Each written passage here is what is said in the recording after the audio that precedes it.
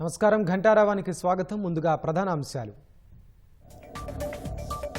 హైదరాబాద్ బేగం బజార్లో దారుణం. భార్య కుమారుణ్ణి చంపి ఆత్మహత్య చేసుకున్న భర్త సిరాజ్.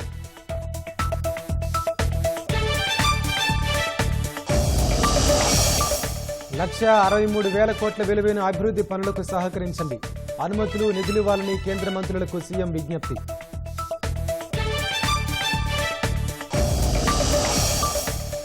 ఈ కార్ రేసులో కేటీఆర్ పై కేసు నమోదుకు గవర్నర్ అనుమతి. సంబంధిత దస్త్రం ప్రభుత్వం వద్దకు చేరినట్లు సమాచారం.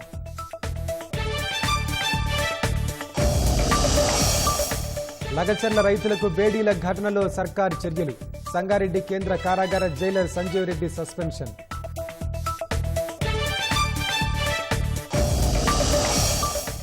తమిళనాడులోని ఓ ప్రైవేట్ ఆసుపత్రిలో ఘోర ప్రమాదం. ఆకస్మికంగా మంటలు చెలరేగి 3 ఏళ్ల చిన్నారి సహా 7 మృతి.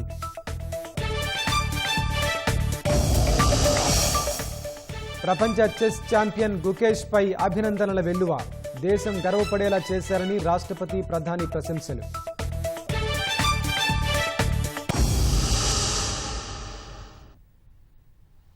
హైదరాబాద్ పాత బస్తీ పరిధి బేగం బజార్లో దారుణం చోటు చేసుకుంది. కట్టుకున్న భార్యను, కన్న కొడుకును హత్య చేసిన భర్త సిరాజ్ అనంతరం ఉరేసుకుని ఆత్మహత్యకు పాల్పడ్డాడు. భార్య గొంతు కోసి చంపిన సిరాజ్ చిన్న కుమారుణ్ణి గొంతు నులిమి పాశవికంగా కడతెచ్చాడు. జంట హత్యలు చూసి సిరాజ్ పెద్ద కొడుకు ఇంట్లో నుంచి పారిపోయాడు. హత్య, బలోననానికి కుటుంబంలో కలతలే కారణమని ప్రాథమికంగా అనుమానిస్తున్నారు. ఘటనా స్థలానికి వచ్చిన పోలీస్ జాగిలాలతో దర్యాప్తు ముమ్మరం చేశారు. ఉత్తరప్రదేశ్ నుంచి భాగ్యనగరానికి సిరాజ్ కుటుంబం వలస వచ్చినట్లు తెలుస్తోంది.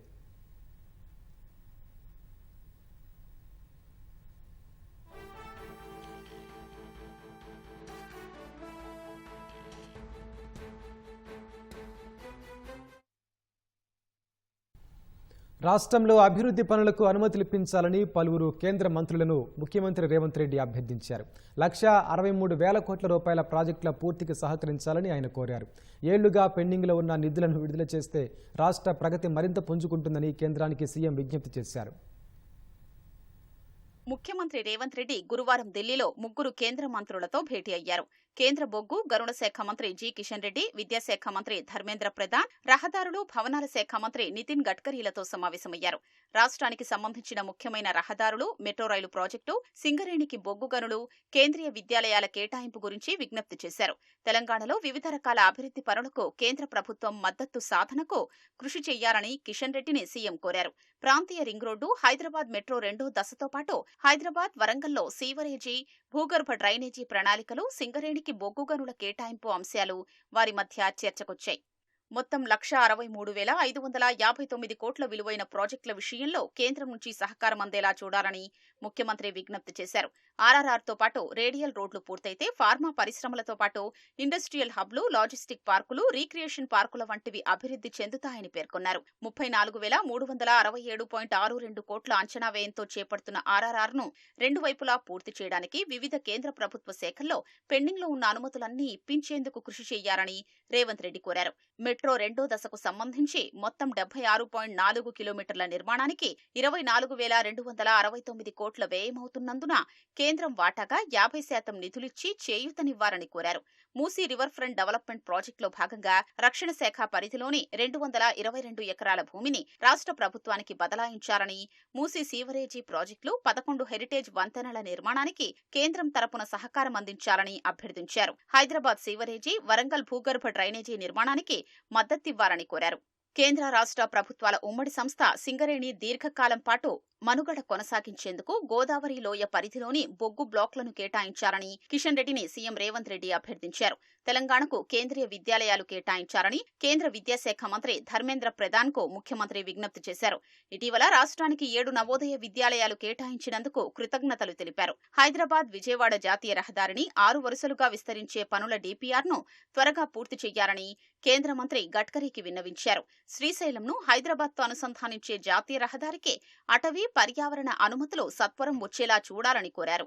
నల్గొండ జిల్లాలో ట్రాన్స్పోర్ట్ ట్రైనింగ్ ఇన్స్టిట్యూట్ ఏర్పాటు చేయాలని రేవంత్ విజ్ఞప్తి చేశారు. కేంద్ర మంత్రివర్యులు నితిన్ గడ్కరీ గారితో తెలంగాణలో సంబంధించిన ముఖ్యమైన ప్రాజెక్టు రీజనల్ లింక్ రోడ్ సంబంధించిన టెక్నికల్ ప్రాజెక్ట్ అప్రూవల్స్ అన్ని కూడా ఇవ్వాలని ఎప్పటి నుంచో ఫాలో అప్ చేస్తున్నాం. ఈ 20వ తారీఖు డేట్ పెట్టింది. సెప్టెంబర్ 20వ తారీఖు రోజు ఆ కమిటీలో దాన్ని క్లియర్ చేసి ఫేజ్ 2 ఏదైతే సదరన్ పార్ట్ ఉందో ఇంకా ల్యాండ్ ఎక్విజిషన్ మా ప్రభుత్వం ఉచితంగా చేసింది. గతంలో చేసింది నార్థన్ పార్ట్ కు టోటల్ 100% ల్యాండ్ ఎక్విజిషన్ కంప్లీట్ అయింది. దానికి కూడా టెన్సే విధంగా క్లియరెన్స్ ఇవ్వాలని చెప్పి కోరడం జరిగింది. కల్వకుర్తి నుంచి శ్రీశైలం వరకు 62 కిలోమీటర్ల ఎలివేటెడ్ కారిడార్ అది అమరాబాద్ టైగర్ రిజర్వ్ ఫారెస్ట్ లో ఉన్నది. పర్మిషన్ రోడ్ వైడనింగ్ పర్మిషన్ ఇయ్యరు. దానికి సంబంధించి కూడా టీపీఆర్ పెట్టి శాంక్షన్ చేయాలని గతంలో కోరినాం. ఈ రోజు మళ్ళీ చర్చకు వచ్చింది. దాన్ని వెంటనే శాంక్షన్ చేస్తున్నట్టు వారు చెప్పడం జరిగింది. హైదరాబాద్ విజయవాడ ఎక్స్ప్లెయిన్ సంబంధించి డిపిఆర్ ఫైనల్ చేసుకుంటూ టెండర్ పిలవాలని చెప్పి ఆదేశాలు జారీ చేయడం జరిగింది.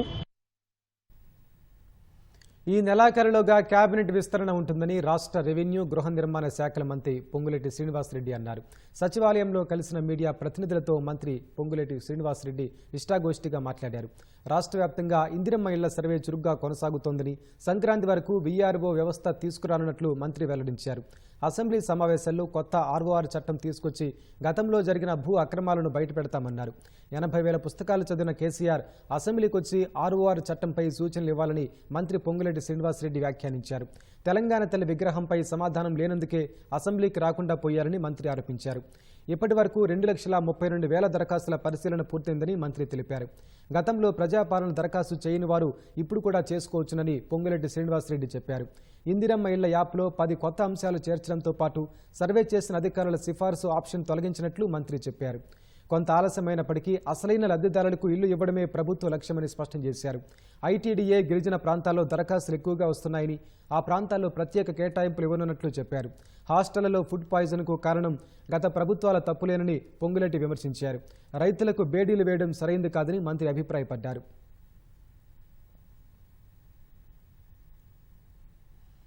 హైదరాబాద్లో ఫార్ములా ఈ కార్ రేస్ వ్యవహారంలో మాజీ మంత్రి కేటీఆర్ పై ఎఫ్ఐఆర్ నమోదుకు తెలంగాణ గవర్నర్ ఆమోదం తెలిపినట్లు విశ్వసనీయ వర్గాల ద్వారా తెలిసింది. సంబంధిత దస్త్రం 2 రోజుల క్రితమే రాజ్ భవన్ నుంచి ప్రభుత్వానికి చేరినట్లు సమాచారం. హైదరాబాద్లో జరిగిన కార్ రేసుకు సంబంధించి ఉల్లంఘనలు జరిగాయని, నిర్వహణ సంస్థకు విదేశీ కరెన్సీ రూపంలో ఒప్పందానికి ముందే నిధులు చెల్లించాలని ఏసీబీకి ఫిర్యాదు అందింది.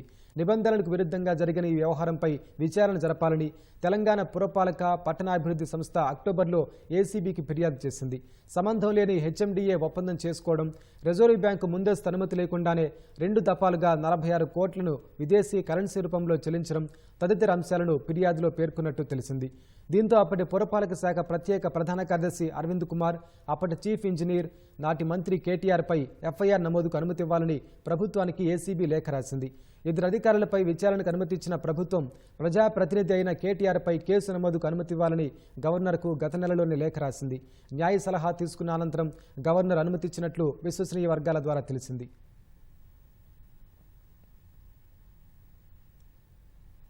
హైదరాబాద్ను విశ్వనగరంగా తీర్చిదిద్దేందుకు ప్రభుత్వం ప్రతిష్టాత్మకంగా ప్రారంభించిన హెచ్సిటీ ప్రాజెక్టు పనులను వేగంగా పూర్తి చేసేందుకు కార్యాచరణ సిద్ధం చేయాలని పురపాలక పట్టణాభివృద్ధి శాఖ ముఖ్య కార్యదర్శి దాన కిషోర్ అధికారులను ఆదేశించారు. మాసబ్ ట్యాంక్లోని National Institute of Urban Management కార్యాలయంలో అధికారులతో దాన కిషోర్ సమావేశమయ్యారు. హైదరాబాద్ పరిధిలో 3,500 కోట్లతో చేపట్టనున్న 38 రోడ్లు, అభివృద్ధి, మౌలిక సదుపాయాల కల్పన ప్రాజెక్టులు, 150 కోట్లతో చేపట్టనున్న జంక్షన్ అభివృద్ధి సుందరీకరణ పనులను వేగంగా పూర్తి చేయడంపై దిశానిర్దేశం చేశారు. హెచ్సిటీ ఫేజ్ 1లో భాగంగా 1,230 కోట్లతో కేబీఆర్ పార్కు చుట్టూ 6 జంక్షన్లపై పైవంతెనలు, అండర్ పాసుల నిర్మాణానికి వెంటనే టెండర్ ప్రక్రియ ప్రారంభించాలని సూచించారు. ఆ ప్రాజెక్టు కింద చేయాల్సిన భూసేకరణ పరిహారంపై నివేదిక అందించాలని ఆదేశించారు. 125 ట్రాఫిక్ జంక్షన్లలో అడ్డుగా ఉన్న 4,100 విద్యుత్ స్తంభాలను 3 నెలల్లోగా తరలించి జంక్షన్ల అభివృద్ధి, సుందరీకరణ పని చేపట్టాలని సూచించారు. పనులను వేగంగా చేపట్టేందుకు వివిధ శాఖల అధికారులతో సమన్వయ కమిటీ ఏర్పాటు చేయాలని జీహెచ్ఎంసీ కమిషనర్ ఇలంబర్తికి సూచించారు. సమావేశం అనంతరం అధికారులతో కలిసి Virinchi junction, pension office road వద్ద క్షేత్రస్థాయిలో చేయాల్సిన పనులను పరిశీలించారు.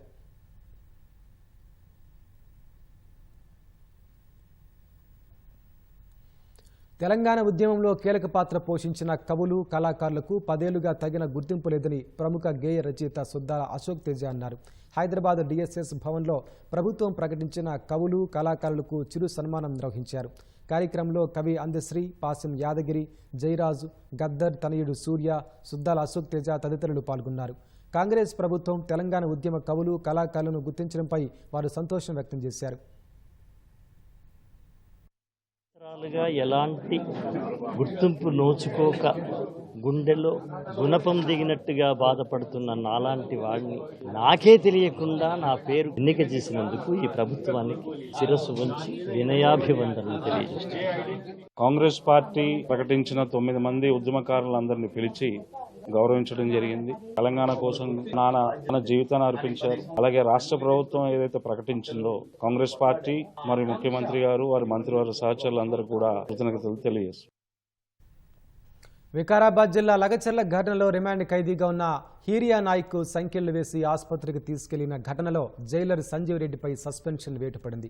విధుల పట్ల నిర్లక్ష్యంగా వ్యవహరించినందుకు గాను జైలు సూపరింటెండెంట్ సంతోష్ కుమార్ రాయ్ పైన శాఖాపరమైన చర్యలు తీసుకోవాలని జైలు శాఖ డీజీ సౌమ్య మిశ్రా సూచించారు. హీరియా నాయక్కి ఛాతి నొప్పి రావడంతో చేతికి సంఖ్యలు వేసి సంగారెడ్డి జిల్లా ప్రభుత్వ ఆసుపత్రికి తరలించారు. అతిపెద్ద వివాదంగా మారింది. రైతు చేతులకు బేడీలు వేయడంపై ప్రతిపక్షాలు భగ్గుమన్నాయి. వెంటనే స్పందించిన ముఖ్యమంత్రి రేవంత్ రెడ్డి సంబంధిత అధికారులపై సమగ్ర విచారణ చేసి నివేదిక ఇవ్వాలని ఆదేశించారు. వికారాబాద్ జిల్లా లగచర్లలో అధికారులపై దాడి కేసులో నిందితుడు రైతు హీరియా నాయక్ ను సంగారెడ్డి జైలు నుంచి సంకెళ్లతో ఆసుపత్రికి తరలించడం తీవ్ర విమర్శలకు దారితీసింది. ఛాతీలో నొప్పిగా ఉందని చెప్పడంతో ఎస్కార్ట్ పోలీసులు సంగారెడ్డి జిల్లా ఆసుపత్రికి తరలించారు. ఆ సమయంలో ఆయనకు సంకెళ్లు వేసి ఉండడం సామాజిక మాధ్యమాల్లో విస్తృతంగా ప్రచారమైంది. ఈ ఉదంతాన్ని ముఖ్యమంత్రి రేవంత్ రెడ్డి తీవ్రంగా పరిగణించారు. ఘటనపై ఆరా తీసిన ఆయన రైతుకు సంకెళ్లు వేసి తీసుకెళ్లాల్సిన అవసరం ఏమొచ్చిందని ఆగ్రహం వ్యక్తం చేశారు. ప్రజాప్రభుత్వం ఇలాంటి చర్యల్ని సహించదని హెచ్చరించారు. హీరియా నాయక్ కు ఆరోగ్య పరీక్షల అనంతరం ఇబ్బందేమీ లేదని వైద్యులు చెప్పడంతో తిరిగి జైలుకు తీసుకెళ్లారు. గురువారం ఉదయం మళ్లీ ఛాతీలో నొప్పిగా ఉందని చెప్పడంతో మరోసారి జిల్లా ఆసుపత్రికి తరలించారు. 2D ఎకో, ఈసీజీ తదితర పరీక్షలు నిర్వహించారు. ఆ సమయంలోనూ ఆయన చేతికి సంకెళ్లు వేసి ఉండడం విమర్శలకు దారితీసింది. మెరుగైన వైద్యం కోసం హైదరాబాద్ నిమ్స్ కు తరలించారు. ఆరోగ్య పరిస్థితి నిలకడగా ఉందని డాక్టర్లు చెప్పారు. ఆయనకు 2 ఏళ్ల క్రితం గుండెపోటు వచ్చిందన్న విషయం ఆలస్యంగా తెలిసిందని, లేదంటే మరింత అప్రమత్తమయ్యేవారమని కారాగారం పర్యవేక్షకుడు సంతోష్ రాయ్ అన్నారు.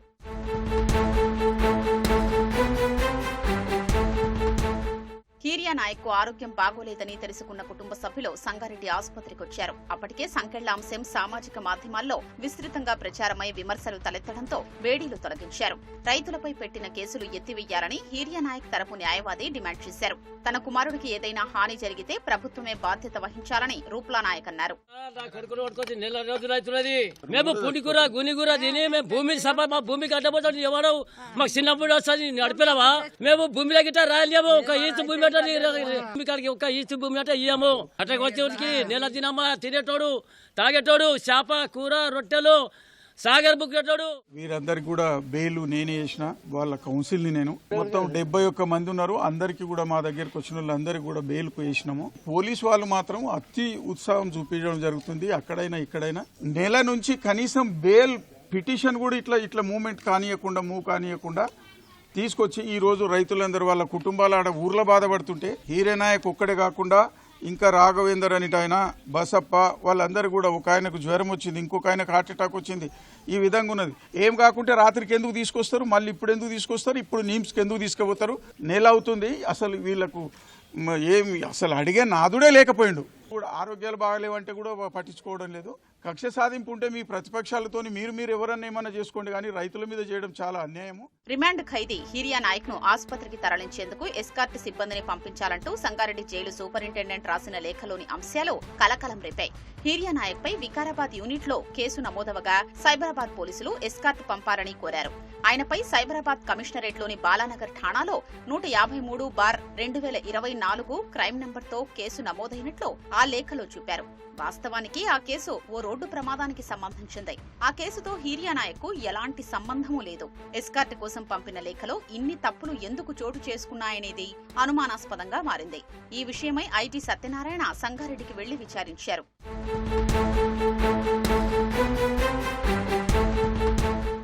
ఐజీ సత్యనారాయణ సంగారెడ్డి జైల్లో 4 గంటల పాటు వికారాబాద్, సంగారెడ్డి జిల్లాల ఎస్పీలతో పాటు జైలు సిబ్బందిని విచారించారు. సంగారెడ్డి కారాగార సిబ్బంది తప్పిదం వల్లే రైతుకు బేడీలు పడినట్లు వెల్లడించారు. కేసులో ఏటుగా ఉన్న సురేష్ ఎవరితో మాట్లాడారనే విషయంపైన లోతుగా దర్యాప్తు చేస్తున్నామన్నారు. సంగారెడ్డి హాస్పిటల్లో 2D ఈకో చేసిన తర్వాత కూడా అబ్నార్మాలిటీస్ ఏమీ రికార్డ్ కాలేదు. నిమ్స్కి రిఫర్ చేయడం జరిగింది. నిమ్స్లో ప్రధానమైన టెస్టులన్నీ చేశారు. ఇప్పుడు అంతా స్టేబుల్గా ఉంది. హ్యాండ్ కప్స్ వేసిన విషయం దాని మీద వైరల్ అయింది. సో ఆ హ్యాండ్ కప్స్ సంబంధించింది ఎందుకు వేయాల్సి వచ్చింది, ఎవరు వేశారు అని తెలుసుకోవడానికి క్వైరీ మీద నేను రావడం జరిగింది. వికారాబాద్ పోలీసులు వచ్చుంటే అది లగచర్ల కేసు, ఆ సెన్సిటివిటీ అది అన్నీ ఉండేది. జనరల్గా సైబరాబాద్ అంటే డిఫరెంట్ కైండ్స్ ఆఫ్ కేసెస్ ఉంటాయి. చాలా చీటర్స్ అవన్నీ కూడా ఇంతమంది ఉంటారు. ఈ జైలు వాళ్ళు మేము బ్రీఫ్ చేసామని చెప్తున్నారు. ఇటు సంగారెడ్డి పోలీసులు కానీ, ఎస్పీ గారు కానీ, ఇటు మన వికారాబాద్ ఎస్పీ గారికి కానీ తెలియదు. జైలు అధికారులు ఉద్దేశపూర్వకంగా చేశారా లేదా పొరపాటున ఆ ఘటన జరిగిందా అనే కోణంలో ఆరా తీస్తున్నారు.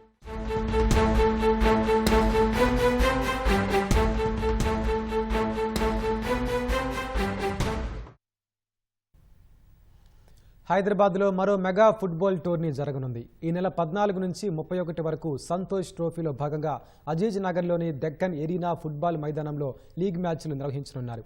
సెమీఫైనల్, ఫైనల్ మ్యాచ్లు గచ్చిబౌలి అథ్లెటిక్ స్టేడియంలో జరగనున్నాయి.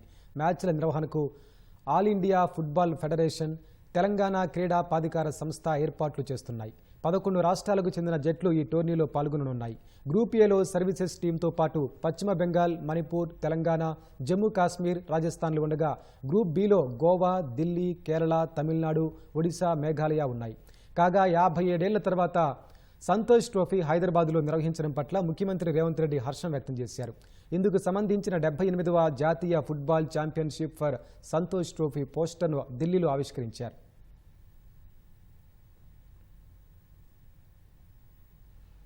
నూతన సంవత్సర వేడుకలు సమీపిస్తున్న నేపథ్యంలో వేడుకలు నిర్వహించేవారు తీసుకోవాల్సిన జాగ్రత్తలు, పాటించాల్సిన నిబంధనలపై హైదరాబాద్ పోలీసులు మార్గదర్శకాలు విడుదల చేశారు. ఈ సందర్భంగా ప్రత్యేక వేడుకలు నిర్వహించేవారు 15 రోజుల ముందే అనుమతి కోసం దరఖాస్తు చేసుకోవాలని నగర పోలీస్ కమిషనర్ సివి ఆనంద్ ఆదేశించారు. 3 నక్షత్రాలు అంతకు మించిన స్థాయి హోటళ్లు, క్లబ్బులు, బార్లు, రెస్టారెంట్లు, పబ్బులు, వేడుకల నిర్వాహకులు నిబంధనలు పాటించకపోతే చర్యలు తప్పవని పోలీసులు హెచ్చరించారు. వేడుకల్లో మత్తు పదార్థాలకు అనుమతించినా, అడ్డుకోలేకపోయినా దానికి కారణమైన నిర్వాహకులపై కఠిన చర్యలు తీసుకుంటామని పోలీసులు తెలిపారు. నిర్ణీత సమయాల తర్వాత మద్యం అందించకూడదని, మద్యం మత్తులో ఇళ్లకు తిరిగి వెళ్లే వారికి క్యాబ్ లేదా డ్రైవర్లను సమకూర్చాల్సిన బాధ్యత నిర్వాహకులదేనని, బాణసంచా కాల్చడానికి అనుమతి లేదు అన్నారు. ట్రాఫిక్ నిర్వహణ, ఇతర భద్రత కోసం నిర్వాహకులు ప్రత్యేక సిబ్బంది నియమించుకోవాలని, ప్రదర్శనల్లో అశ్లీలత ఉండకుండా చూసుకోవాలని తెలిపారు.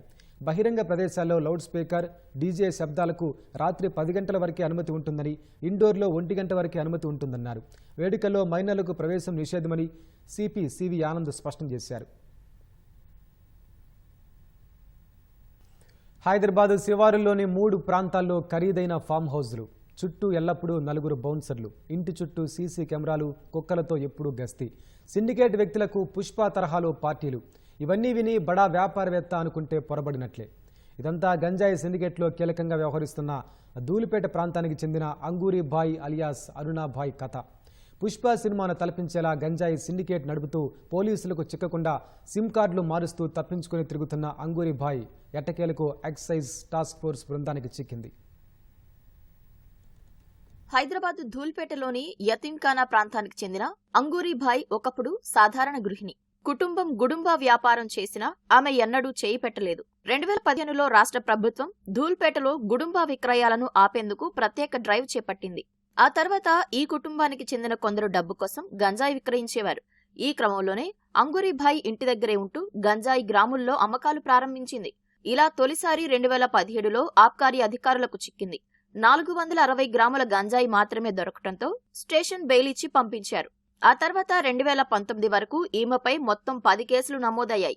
అప్పటి వరకు సాధారణ గంజాయి విక్రేతగా ఉన్న అంగూరిభాయ్ కోవిడ్ తర్వాత గంజాయి దందాలో అంచెలంచెలుగా ఎదిగింది.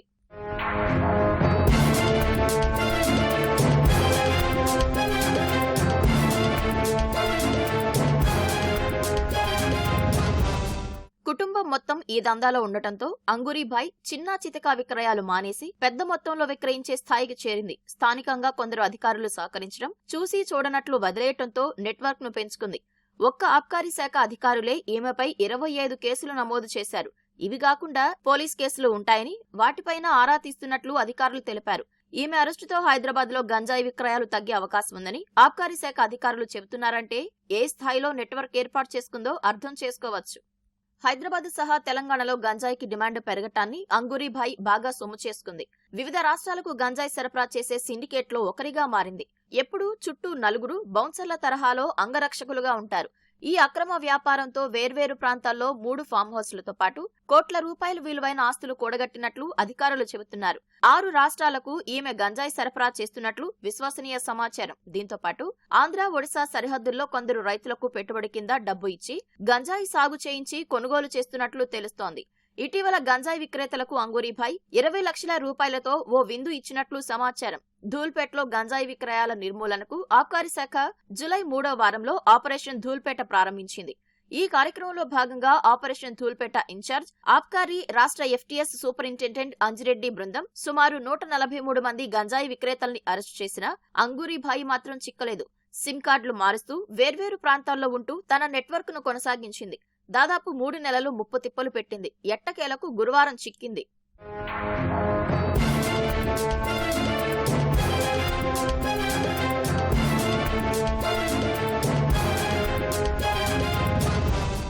అంగూరీభాయ్ గంజాయి సామ్రాజ్యం ఎంతగా విస్తరించిందంటే ఆమె కుమారులైన సురేందర్ సింగ్, రాజా సింగ్, మరదళ్లు అనితాభాయి, స్వప్నభాయ్, అల్లుడు శుభం సింగ్, సొంత చెల్లెలు ఆర్తీభాయ్, చెల్లి కుమారుడు అంకిష్ సింగ్ తో పాటు సమీప బంధువులు మొత్తం 15 మంది అందరూ మత్తు దందాలోనే ఉన్నారు. వీరందరూ అనేక కేసుల్లో నిందితులుగా ఉన్నారు. ఇంటి చుట్టూ సీసీ కెమెరాలు, కుక్కలతో ఎప్పుడూ గస్తీ ఉంటుంది. కొత్త వ్యక్తులు, పోలీసులు, ఆబ్కారీ అధికారులు వస్తే వెంటనే గుర్తించి పరారయ్యేలా ఏర్పాట్లు చేసింది. హైదరాబాద్ లోని ఎంతో మంది గంజాయి విక్రేతలకు ఈమె ప్రధాన సరఫరాదారు. ఈమె అరెస్టు నేపథ్యంలో గంజాయి విక్రయాల ద్వారా సంపాదించిన ఆస్తులు లెక్క తేల్చేందుకు అధికారులు సిద్ధమవుతున్నారు. ఈ ఆస్తుల్ని జప్తు చేయడంతో పాటు ఈమెపై పీడీ చట్టం ప్రయోగించే అవకాశం ఉన్నట్లు తెలుస్తోంది. తమిళనాడు దిండుకల్లోని ఓ ప్రైవేట్ ఆసుపత్రిలో గురువారం రాత్రి జరిగిన భారీ అగ్ని ప్రమాదంలో 3 ఏళ్ల చిన్నారి సహా 7 మృతి చెందారు. దిండుకల్ తిరుచి రహదారిలో 4 అంతస్తుల్లో ఉన్న సిటీ ఆసుపత్రిలో రాత్రి 9:30 గంటల సమయంలో ఆకస్మికంగా మంటలు ఎగిసిపడ్డాయి. కొన్ని నిమిషాల్లోనే అవి ఆసుపత్రి అంతా వ్యాపించడంతో ప్రమాద తీవ్రత పెరిగింది. దట్టమైన పొగలు కమ్ముకోవడంతో ఎవరు ఎటు వెళ్తున్నారో తెలియని పరిస్థితి నెలకొంది. ప్రమాదాన్ని గుర్తించిన కొంతమంది లిఫ్టులో కిందికొచ్చేందుకు ప్రయత్నించారు. లిఫ్టు కదలకపోవడంతో అందులో చిక్కుకొని ప్రాణాలు కోల్పోయారు. మృతుల్లో 3 పురుషులు, 3 మహిళలు, 3 ఏళ్ల వయసున్న చిన్నారి ఉన్నట్లు తెలుస్తోంది.